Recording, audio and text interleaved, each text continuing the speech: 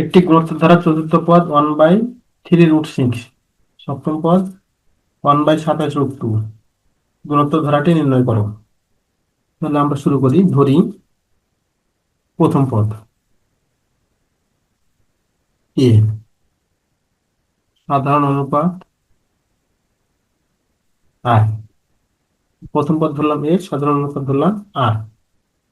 অতএব চতুর্থ পদ গুণোত্তর ধারার ক্ষেত্রে চতুর্থ পদ এ আর পাওয়ার 4 - 1 সমান 1/3√6, বা এ আর কিউব সমান 1/3√6।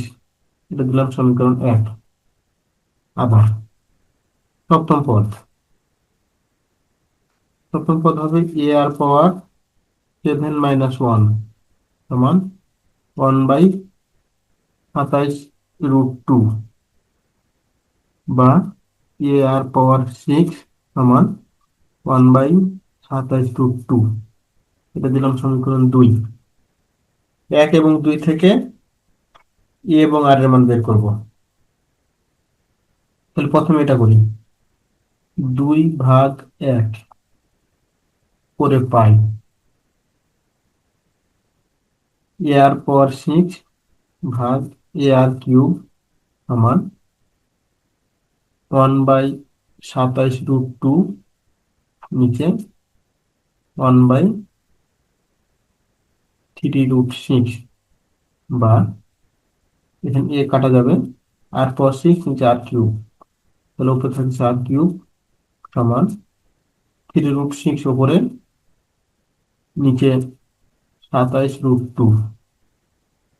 তাহলে 3 দ্বারা কাটলে 3×9 = 27, বা আর কিউব সমান, তাহলে √6 মানে √3 × √2, আর নিচে 9√2, 9 এর পরিবর্তে লিখতে পারি √3⁴ × √2।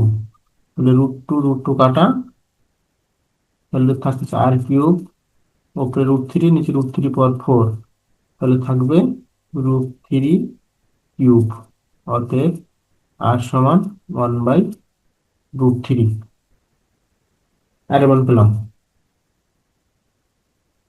1 নং আর এর মান বসিয়ে দিব। তাহলে এ আর মান হচ্ছে 1/√3³ সমান 1/3√6, বা এ সমান √3³ করলে পাবো 3√3, এটা দিক গুণ হয়ে যাচ্ছে, নিচে 3, √6 এর পরিবর্তে লিখবো √3 × √2, 3√3 কাটা, অতএব এ সমান 1/√2। এর মান পেয়ে গেছি, আর এর মানও পেয়ে গেছি। এটা একটু মিশাই দিই। আমাদের গুণোত্তর ধারা নির্ণয় করতে বলছে। আমরা লিখি অতএব নির্ণেয় গুণোত্তর ধারা। গুণোত্তর ধারা নরমালি হবে কি, এ প্লাস এ আর প্লাস এ আর স্কোয়ার, প্রতিবার আর গুণ হবে, প্লাস এ আর কিউব প্লাস ডট ডট, এবার চলতে থাকবে। তাহলে প্রথমে এ সমান 1/√2 প্লাস 1/√2 ইন্টু আর এর মান 1/√3 প্লাস 1/√2 ইন্টু আর স্কোয়ার, তার মানে 1/3 প্লাস, এবার চলতে থাকবে, আর লিখলাম না।